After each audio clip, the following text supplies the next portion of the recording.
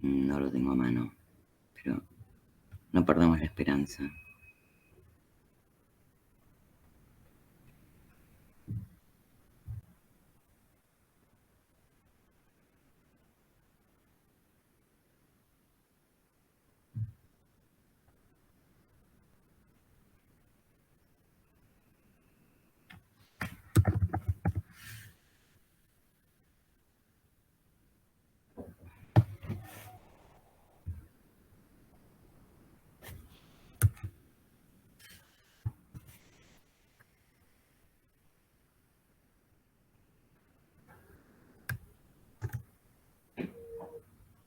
Qué raro, esta computadora cada vez guarda menos cosas.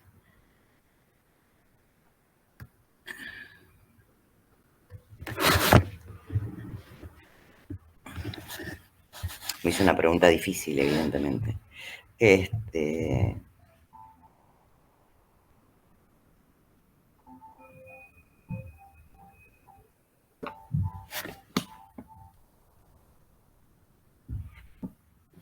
No está colgado, no, la verdad que no encuentro el mail. ¿No está colgado en la página de la facultad?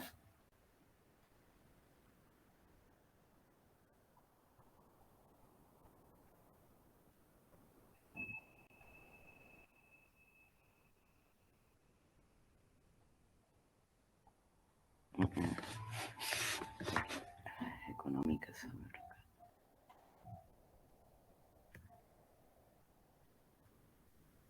Dame un segundo.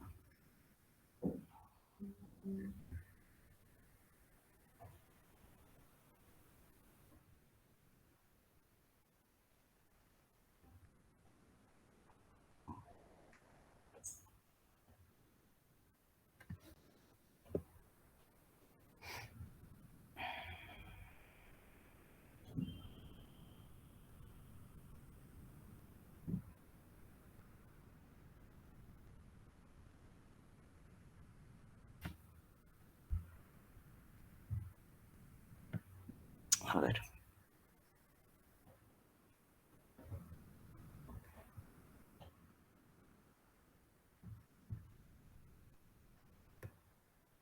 Nadie me contestó si no está colgado en la página de la facultad. Pero si lo tenés, Ariel, el programa. Bueno, entonces, a ver si es este. Teníamos.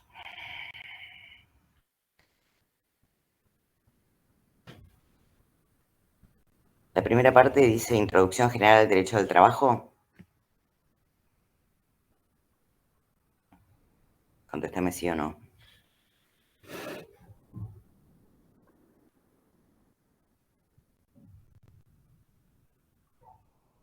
Ok, bueno, entonces. ¿Hay alguna otra persona que tenga a mano el programa? Porque la verdad que pobre hablar así escribiéndome, yo el que tengo es este. Eh, con lo cual no me responden si está subido o no a la página de... Buenas. Sí. Yo sí lo tengo el cronograma. Ok. Bueno, a ver, fíjate, y lo que pregunta, Ariel pregunta por qué parte vamos del programa, si no entendí mal la pregunta. Entonces, supongo que querrá revisar las unidades a los efectos de ver qué vamos a tomar en el parcial. ¿Es esa la duda, Ariel?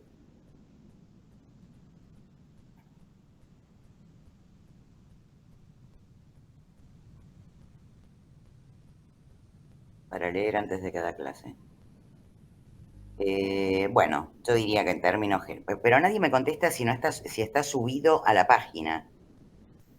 Yo lo descargué de ahí, sí, de la página. Bueno, Sí, yo también lo descargué ahí. a ver.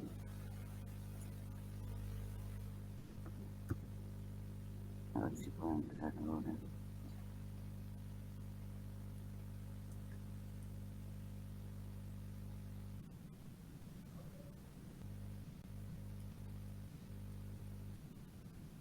En realidad, igual en cada clase le vamos diciendo, la clase que viene vamos a ver, en general es esto.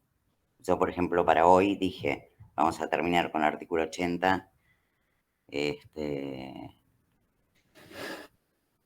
y ver contratación. No me abre la página de la Facu. El profe del viernes dijo que íbamos a ver solidaridad. Bueno, eso es contratación y subcontratación. Ah, está bien, De solidaridad. está bien.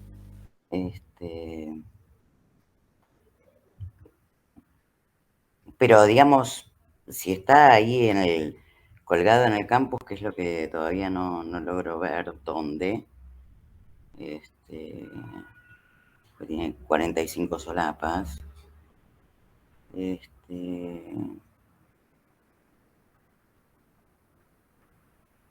Bueno, déjeme que en el pseudo recreo busque dónde está colgado, así le aviso. Se lo chequeo dónde está y le digo dónde estamos y por qué estamos, porque acá no lo veo. No lo veo ni en resumen.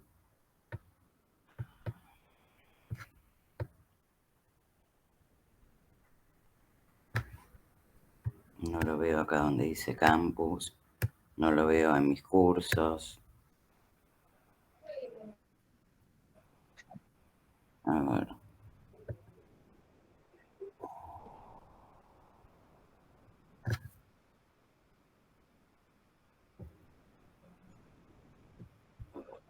Bueno, trato de chequearlo en el recreo.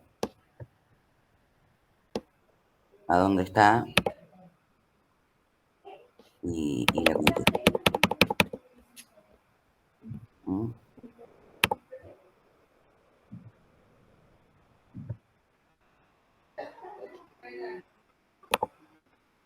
Y si no, estamos simplemente perdiendo tiempo.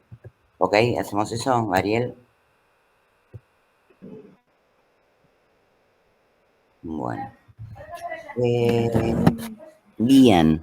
Entonces, según lo que habíamos hablado la vez anterior, esto, hasta ahí sí nos acordamos todos, fuimos viendo derechos y deberes de las partes.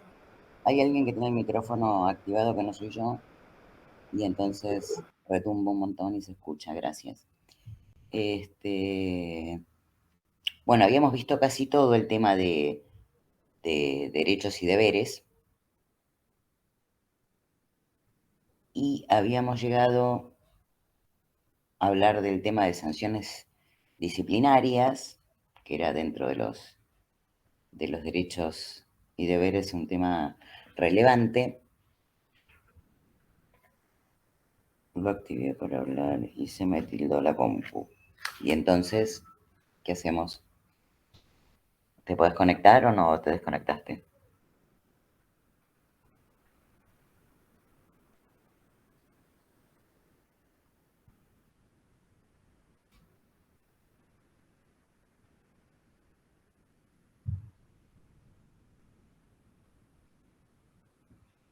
Ok, bueno. Lo que pasa es que es complejo cuando escriben y uno está hablando, porque al final se queda esperando a ver si siguen contestando o no siguen contestando. Pero bueno, entonces, vimos en general los derechos y deberes. Quedamos en qué parte, ¿se acuerdan? Pues yo no me acuerdo.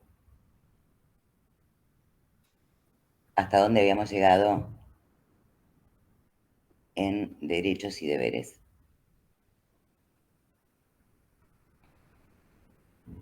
Lo último que tengo anotado es el derecho a que se le revisen los aportes al empleado.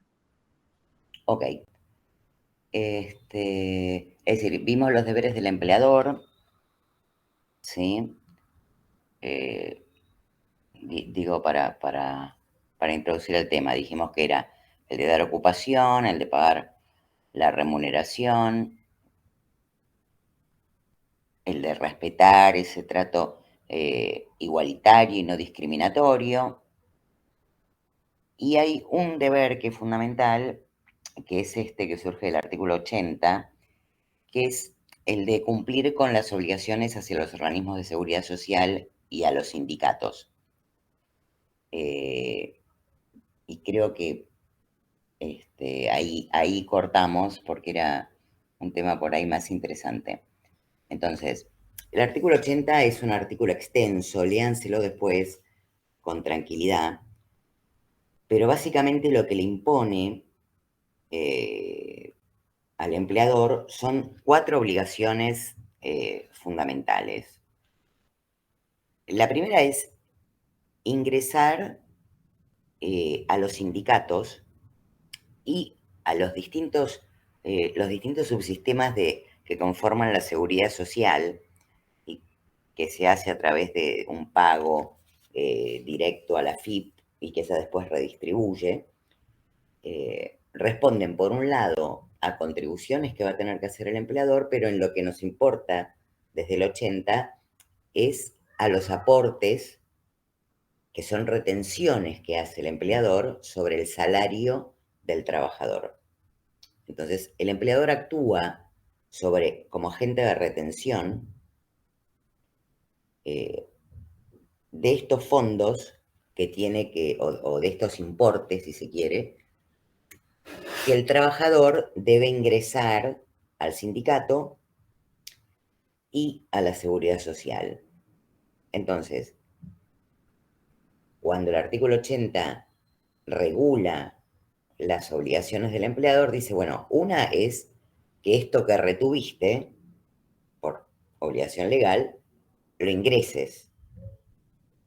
Por eso decimos que es una obligación de ingreso, no es una obligación de retención. La retención surge por otro lado. La del 80 es la de efectivamente hacerle llegar al destinatario aquello que retuvo del salario del trabajador.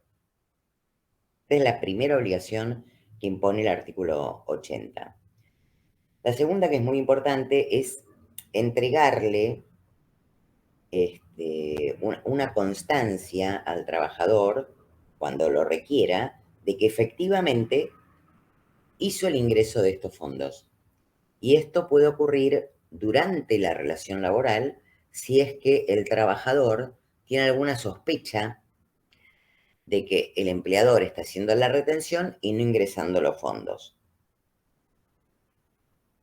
Y obviamente siempre lo va a pedir cuando termine la relación laboral. Pero durante la relación laboral también lo puede pedir, pero en este caso tiene que haber una sospecha de algo, porque se imagina que si no, si cada trabajador le va a pedir esto al empleador, digamos que, porque en la práctica tampoco sucede, porque como ahora cada uno con su quill puede mirar en la página de la FIP cuáles son sus aportes, digamos que tiene fácil la verificación, pero se imaginan que, pese a que este es un artículo que fue modificado en el 2007, en ese momento tampoco existía esta facilidad, ¿no? Entonces hoy un trabajador que quiere saber cuál es su estado de situación frente a los organismos de recaudación, entra a la página con su clave fiscal, entra a la página de la FIP y lo sabe. La tercera obligación que impone el artículo 80 es la de entregar un certificado de trabajo. Y la cuarta es entregar una constancia de los sueldos que percibe ese trabajador y de los aportes y contribuciones con destino a la seguridad social. Entonces, lo que regula esta norma es que, además de todas estas obligaciones, es qué pasa si el empleador no lo hace. ¿Sí? ¿Por qué es esto? Porque como efectivamente esta obligación existe, no solo cuando duda el trabajador, sino cuando se extingue el contrato, que ahí sí es una obligación de la que no puede sustraerse el empleador, ¿no? La de entregar todos estos certificados, que es lo que vulgarmente, si trabajan, se llaman certificados de servicios, o certificado de trabajo, o los certificados del artículo 80, ¿sí? Pero que incluyen todos estos certificados que les dije, que en realidad se circunscriben a 3, son 4 obligaciones, 3 certificados. Entonces, siempre el empleador tuvo la obligación de entregarlos cuando se extinguiera la relación laboral. Normalmente, esta obligación vencía a los 30 días de extinguido el vínculo laboral. En cambio, cuando se reforma el artículo 30, lo que se dice es que las constancias o el certificado, ¿sí? que regula el artículo 80, tienen que entregarlo dentro de los 2 días hábiles de extinguida la relación. Dentro de los 2 días de la intimación que hace el trabajador para que se le entreguen. Había un bache ahí reglamentario, porque de ningún lado surgía que tenía 30 días, era simplemente un uso y costumbre, ¿sí? Que como ustedes saben ya, una fuente de derecho, era una práctica. Con lo cual, la norma viene a reducir, a no decir nada, y a reducir a la libre intimación del trabajador a que en 2 días tenga que hacer entrega de esta documentación. Lo que en la práctica es un casi imposible, por no decir literalmente un imposible. Entonces, hubo una reglamentación de este artículo que tuvo muchas observaciones respecto a su constitucionalidad, que es el decreto 146 del 2001,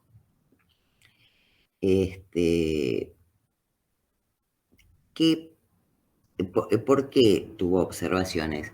Porque retoma este plazo de los 30 días y dice que los 2 días que regula el artículo 80 recién van a comenzar a regir frente a intimaciones que se hagan vencidos los 30 días.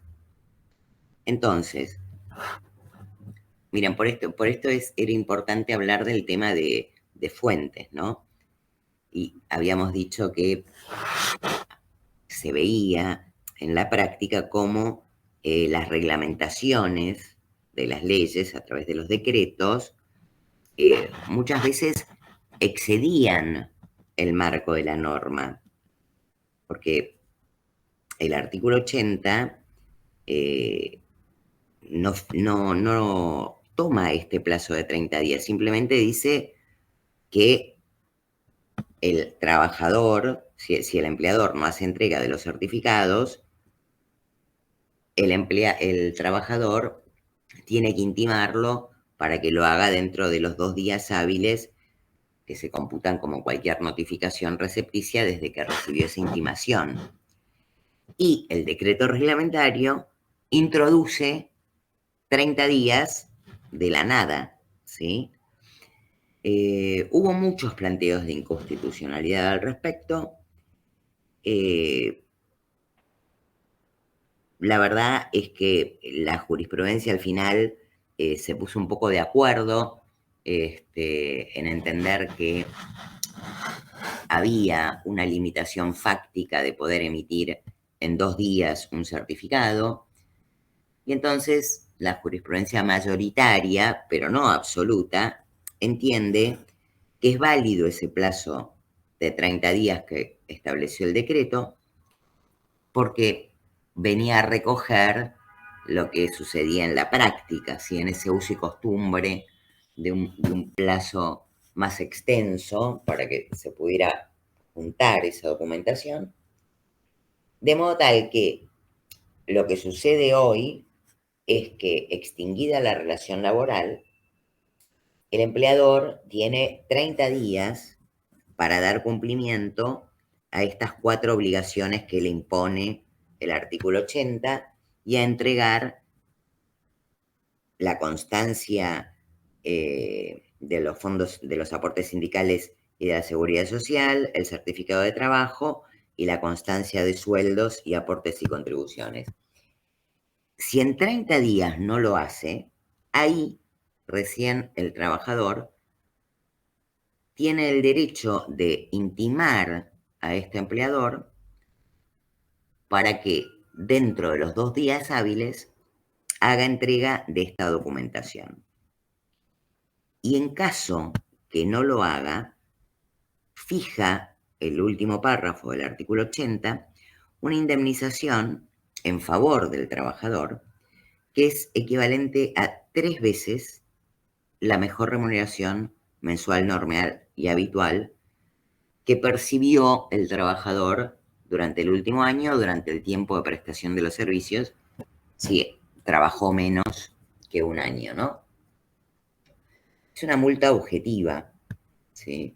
Es decir, basta simplemente con que el trabajador no reciba la documentación, ¿sí? Para que pueda, vencido los 30 días, hacer esta intimación. Si la intimación la hace en otro plazo, o sea, puede hacerla a los 5 meses. Lo que no puede hacer es hacerla antes de los 30 días. El único caso en que admite la jurisprudencia la viabilidad de hacerlo antes de los 30 días es cuando se trata de un trabajador no registrado o por ejemplo, una prestación de servicios. Porque en ese caso, como el empleador no reconoce esa relación como laboral, ¿no? Ya sea de un trabajador no registrado porque lo tiene literalmente en negro porque es un incumplidor, o porque es un trabajador no registrado porque verdaderamente el empleador considera que es un trabajador independiente, o sea, un monotributista, ¿sí? Entonces, en esas 2 situaciones, como ya el empleador rechazó telegráficamente la posibilidad de considerar a esa persona como trabajador en dependencia, entonces es innecesario hacer que ese trabajador espere 30 días porque nunca le va a dar el certificado, o el certificado es propio de un trabajador dependiente, ¿sí? Entonces, ese es el único caso en el que la jurisprudencia admite el reconocimiento de la multa del artículo 80, aun cuando no se haya esperado los 30 días. Sí o sí, lo que requieren es la intimación por 2 días hábiles, ¿no? Entonces, el 80 no solo le impone al empleador retener, sino además retener e ingresar, sino también entregarle a este trabajador una constancia que podemos decir documenta ese trabajo que tuvo con él.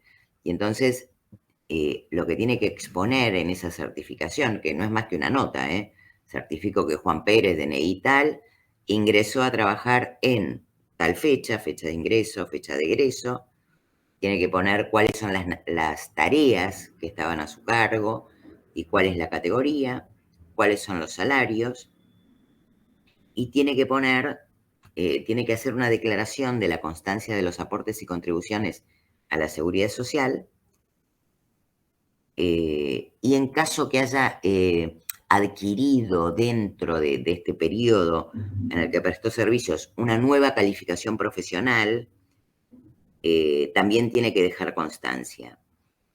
Este certificado de trabajo es diferente al certificado de trabajo que regula otra norma, que es la ley de jubilaciones, que es el artículo, que pueden verlo en el artículo 12, inciso G de la 24241.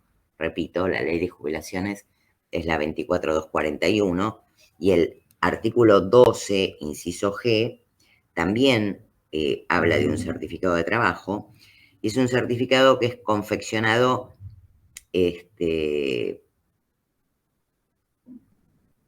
a través de un formulario, ¿sí?, que se emite de la página del ANSES. Entonces, lo ubican a través lo sacan por la FIP, ¿no? Pero es un formulario ANSES que era el PS 6.2, que seguramente lo vieron, y después la FIP fue actualizando con más datos, pero el contenido es diferente. también la finalidad es diferente. Por eso un certificado no reemplaza a otro certificado. El certificado de trabajo lo que le permite al trabajador es conseguir otro empleo, porque ahí lo que está haciendo es demostrar cuál es la calificación que adquirió en ese trabajo y cuánto tiempo trabajó. Mientras que el formulario que pueden sacar desde la FIP lo que le permite es tener idea de una certificación salarial, ¿sí? Y eventualmente hacia el futuro para gestionar el beneficio previsional.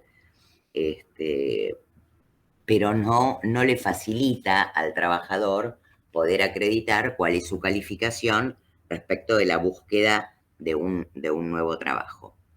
Bueno, esto había quedado pendiente. Después van a ver que cuando uno practique una liquidación, dentro de los rubros que va a pedir el trabajador, uno de esos rubros es artículo 80 LST y es el equivalente a 3 meses de la mejor remuneración mensual normal y habitual percibida por este trabajador durante el último año de servicios o del tiempo que haya prestado servicios. Los restantes, los derechos del trabajador ya los vimos. También dijimos que en general un derecho se contrapone con un deber, y entonces si uno quisiera enumerar finalmente los deberes del trabajador, son los últimos artículos los que siguen después del 80, que son básicamente el deber de diligencia y colaboración. No sé qué pasó. Me avisa que falta media hora. Bueno, el deber de diligencia y colaboración, que es ese deber que mencionamos también de prestar el trabajo con puntualidad y asistencia regular y cumplir como un buen trabajador las tareas que le son asignadas. El de fidelidad, que implica un poco no traicionar esa buena fe, ¿sí? Esa confianza que pone el empleador en este trabajador, y que cuanto más alto o más jerárquico sea el puesto que ocupe ese empleado, va a ser más estricto. Por supuesto que el deber de obediencia a las órdenes e instrucciones que le imparta el empleador. Hay uno por ahí que no nos referimos mucho, pero que es el que lo mencionamos tangencialmente, sí, que es el deber de custodiar los elementos de trabajo que se le den. ¿Se acuerdan que dijimos que inclusive podría el empleador reclamarle al trabajador por los daños que sufriera por el deterioro de los bienes si había un acto doloso? Pero que para esto el empleador tenía que iniciar un juicio y no podía descontárselo directamente del salario, porque esta es una actitud prohibida respecto de las facultades del empleador. Es decir, el empleador solamente puede retener aquellos conceptos, digamos, a los que está autorizado por ley, pero no puede compensar o deducir del salario cuestiones que no sean las expresamente habilitadas. Esta particularmente está regulada y le habilita al empleador a que, en el caso de un daño intencional de un trabajador sobre un bien o herramienta de trabajo, solicite al juez la autorización para la retención, pero con un límite que le fija en un 20% del salario, y que tiene que depositar, en realidad tiene que depositarlo judicialmente, hasta que el juez eventualmente diga cuál es el importe que ese trabajador debiera devolverle al empleador por los daños ocasionados. Digamos que el último, así deber interesante, es el de no concurrencia. Y esto es importante porque hay que siempre tener en cuenta que la ley de contrato de trabajo no pide exclusividad de un trabajador. Es decir, un trabajador puede tener 2 trabajos, puede tener un trabajo en relación de dependencia y un trabajo como monotributista.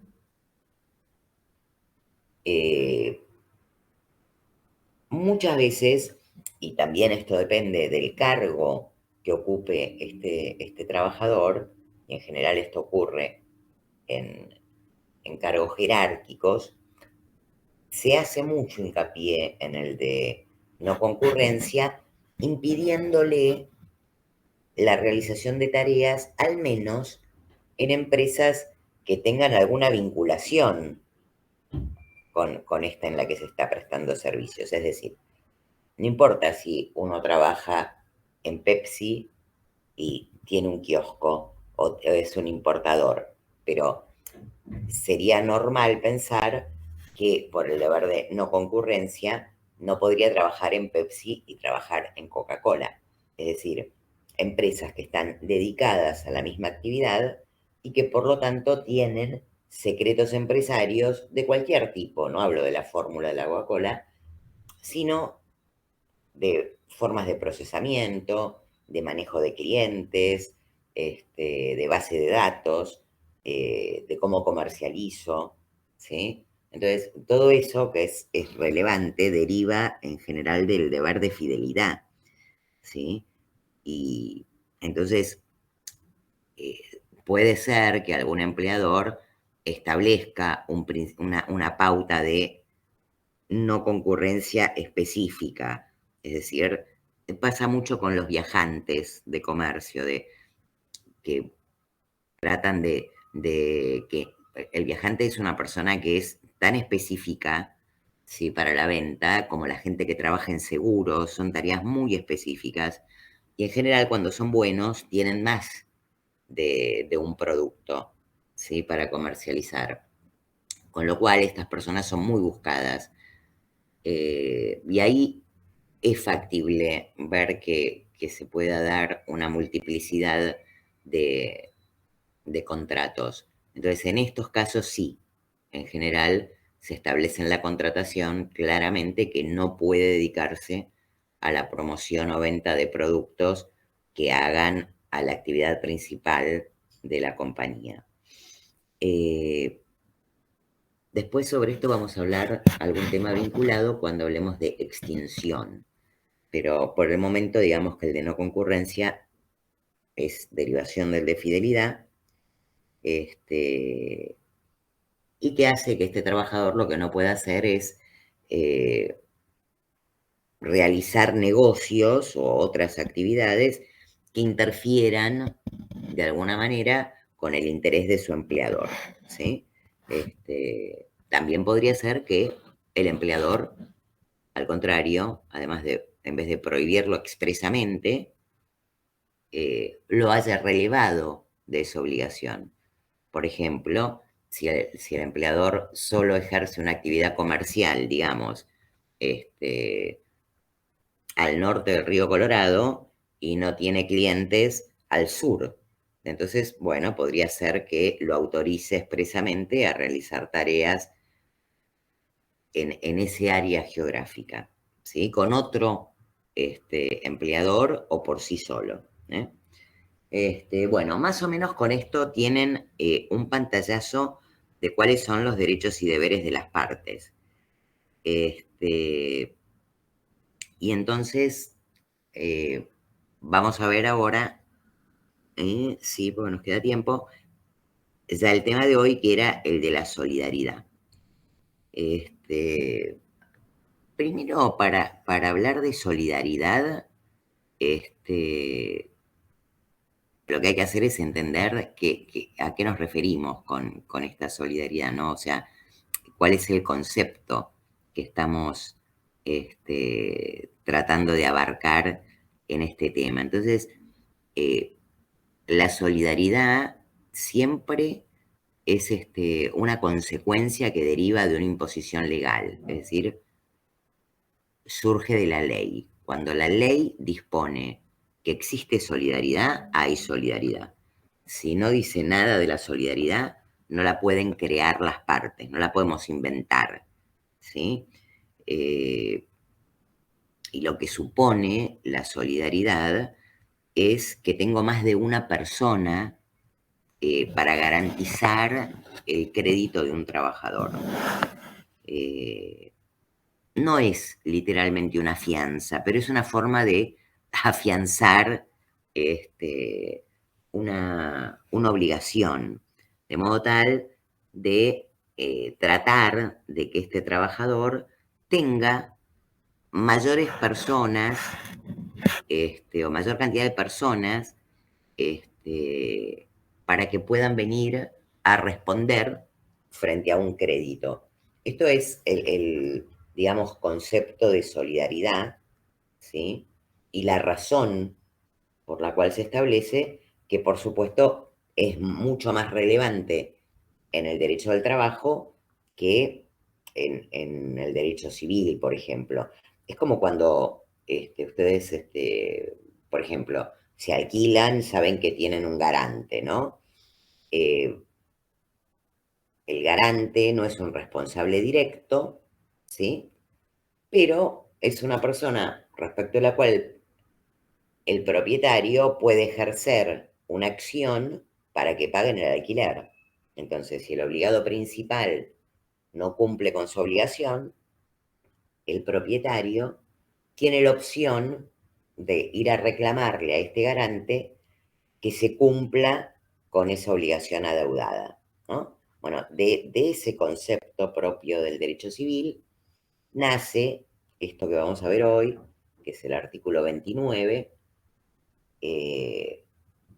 29 bis y 30, donde la ley de contrato de trabajo habla de la solidaridad. Para esto también hay que recordar entonces que con Marco ustedes vieron sujetos, y lo normal, ¿sí? En un contrato de trabajo es que haya una relación directa, ¿sí? Entre los sujetos del contrato. Y esos sujetos del contrato, ¿quiénes son? Los sujetos del contrato. El trabajador y el Claro, el contratante. trabajador y el empleador. Es una relación básica del derecho del trabajo, es lo que la ley quiere, ¿sí? Que haya dos sujetos, empleador y trabajador. Entonces, si bien como regla, cuando un empresario, ¿no?, necesita un trabajador, lo contrata y asume este rol de empleador, hay veces, ¿sí? No importa cuáles son las razones, pueden ser razones legítimas o pueden ser razones fraudulentas, o sea, sin importar la razón, y digo sin importar no porque no quiero explicarlas, sino porque a la ley no le importan. Son, decimos, causales de responsabilidad objetiva. Esto quiere decir que cuando pasa esto, esta es la consecuencia. Si fuese dar, eso es una responsabilidad objetiva. No importa si quise hacerlo, si no tuve la intención de, eso sería una responsabilidad subjetiva, ¿sí? Esta es una responsabilidad objetiva impuesta por la ley, ¿no? Entonces, por cualquier razón, legítima o no, puede ser que un empresario opte por tener personal sin asumir esa figura de empleador. Y para esto lo que hace es recurrir, ¿sí?, a los servicios de terceros, ¿sí?, que tienen o puede contratar, inclusive si no tienen lo que uno busca, trabajadores en relación de dependencia que los prestan, ¿sí?, los derivan, los asignan, para que trabajen para estos empresarios. Esto, explicado así simplemente, se llama, en los términos del artículo 29 de la ley de contrato, interposición de personas. Los españoles son más crueles en este sentido y dicen traficantes de trabajadores, ¿no? Así lo regula el Estatuto del Trabajador Español. Y es este supuesto, ¿sí?, en que se interpone en esa relación lógica que dijeron, trabajador, ¿sí?, es el que presta el servicio, y empresario es el que recibe, este tercero. Entonces, cuando se da este supuesto, en lugar de haber dos partes del contrato, trabajador y empleador, hay tres, o por lo menos roles, ¿sí? El trabajador, el empleador formal, que es quien emplea a ese trabajador, que por ahí en algún texto cuando lean lo van a tener como, o lo van a denominar como sujeto interpuesto. Y el tercer sujeto es el empresario, que en realidad no figura como empleador, pero es el que recibe el trabajo de ese trabajador. Entonces, repito, lo normal es que haya dos sujetos, ¿sí? Trabajador y empleador. Otras situaciones que denominamos sujetos complejos, ¿sí?, es cuando aparece este sujeto interpuesto que figura como empleador, pero no es el que recibe el trabajo de ese trabajador. En una relación simple, la persona que figura como empleador es la que recibe en forma directa el trabajo. En este caso, no. En este caso, el tercero, ¿sí?, no se dedica a fabricar o brindar un servicio, sino que simplemente lo que no tiene una oficina, no tiene un taller, no tiene un comercio, no tiene nada, sino que contrata, bueno, nada es una exageración, no tiene una unidad productiva, digamos, pero va contratando personal para prestárselos a otros empresarios que sí tienen una fábrica, tienen un taller, un comercio,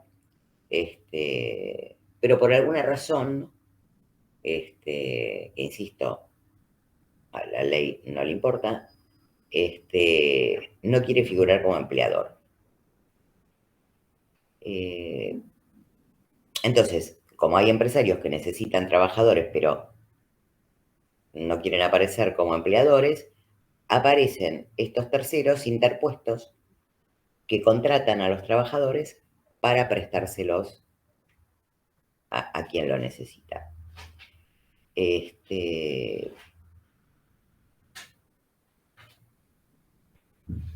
Hay también, lo que la ley reconoce es que no solo esto pasa porque no quiere ser el empleador, sino que hay algunas situaciones que se dan en la vida normal que justifican, ¿sí?, que la existencia de este empleador interpuesto. Por ejemplo, en los casos de, ustedes vieron ya contratación con marco, debieran decirme que sería un contrato de trabajo, ¿de qué tipo?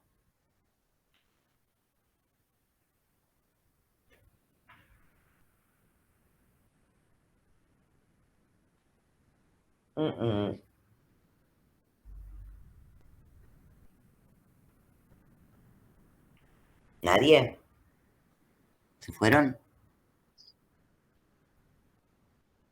Lo estoy buscando. Ustedes se acuerdan que la norma es el trabajo por tiempo indeterminado, pero hay situaciones que la ley reconoce que no siempre se puede obligar a un empleador a tener a alguien por tiempo indeterminado porque hay situaciones extraordinarias, ¿sí? Eventual. Claro, eventual, que requieren, ¿sí?, cubrir un puesto,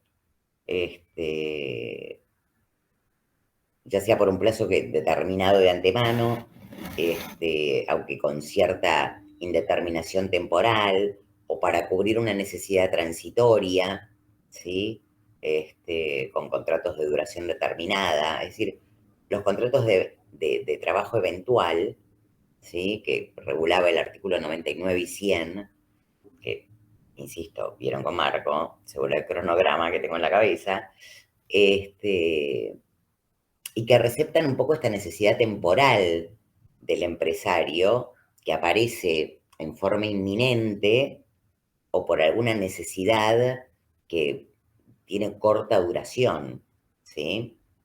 El peligro de esto es que permanezcan estos trabajadores más allá de esta necesidad que la ley va admitiendo, pero bueno, tampoco es lo que más le gusta a la norma que medie una interposición, ¿sí? Por eso es que si bien la ley admite la aparición de este tercero en una relación, le pone un límite. Y entonces, fíjense que el artículo 29, que tiene 3 párrafos, pero los 2 primeros son los más relevantes, si quieren, dice que los trabajadores que habiendo sido contratados por terceros con vistas a proporcionarlos a las empresas serán considerados empleados directos de quien utilice la prestación. Esto dice, en tal supuesto, y cualquiera sea el acto o estipulación que al efecto concierten, los terceros contratantes y la empresa para la cual los trabajadores presten o hayan prestado servicios, responderán solidariamente por todas las obligaciones emergentes de la relación laboral y de las que deriven a la seguridad social.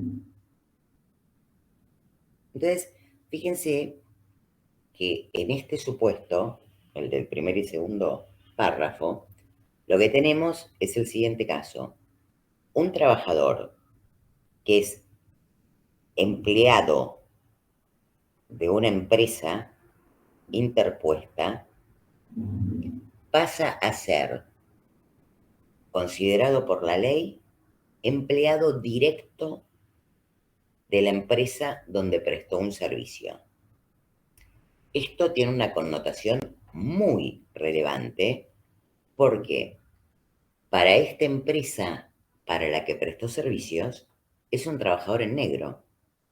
Él estuvo registrado por una empresa que lo registró, fue su empleador, pero a la ley no le importa porque entiende que excedió toda eventualidad.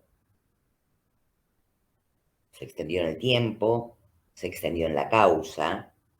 En realidad era una persona que debió integrar este plantel de la empresa, ¿sí? que lo recibió y que recibió su trabajo, y para esa empresa él no estuvo registrado.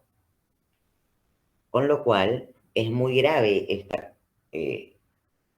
imposición de la ley porque transforma al beneficiario del servicio de este trabajador en un empleador responsable directo. Y en cambio, este otro empleador, que era quien se lo derivó a prestar servicio, queda, según el segundo párrafo, como solidario en el caso de que la principal no pague las indemnizaciones. ¿Se entiende esto? El cambio de titularidad de empleador es complejo para pagar, porque las multas que va a tener que pagar por no tenerlo registrado son altísimas. En cambio, el tercer párrafo se vincula, el tercer párrafo del 29 se vincula con otro artículo que es el 29 bis, y entonces es el que permite que haya un tipo particular de empresa que tenga una mayor, si se quiere, flexibilidad a la hora de responder en cuanto a la solidaridad. Y entonces el último párrafo del 29 introduce las llamadas empresas de servicios eventuales, ¿sí? Y estas empresas de servicios eventuales, que están fundamentalmente reguladas o reglamentadas su actividad por un decreto, que es el que lo tienen que leer, que es el 1694 del 2006, y que reemplaza una vieja norma, que, o sea, si tienen algún libro que habla del decreto 342 del 92, bueno, ese decreto fue derogado, ¿no? Y el que rige actualmente es el 1694 del 2006, ¿sí? Cuando uno habla, miren, paréntesis, cuando uno habla de leyes, habla de números directos, ¿sí? La ley 20744 es la ley de contrato de trabajo. No importa el año, es la 20744. En cambio, los decretos van cambiando por año, o sea, cada año empieza por uno, ¿no? Las leyes no, las leyes van continuadas. Entonces, uno más o menos sabe que la ley 20.000 es de la década del 70, que la ley 24.000 es de la década del 90, que la ley 27.000 es del 2016, 17, ¿sí? Uno va sabiendo por los años, por los números, perdón.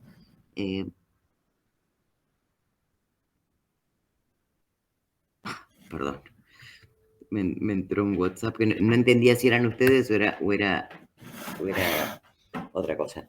En cambio, los decretos siempre tienen que mencionarlos con el año, porque, por ejemplo, 1694, también hay un decreto de ley de riesgos. Entonces, pero eso es porque cada decreto empieza, cada vez que empieza un año, empieza 1, 2, 3, ¿no? Entonces, el que tienen que leer es el 1694 del 2006, que es el que reglamenta las empresas de servicios eventuales, y que son empresas habilitadas por el Ministerio de Trabajo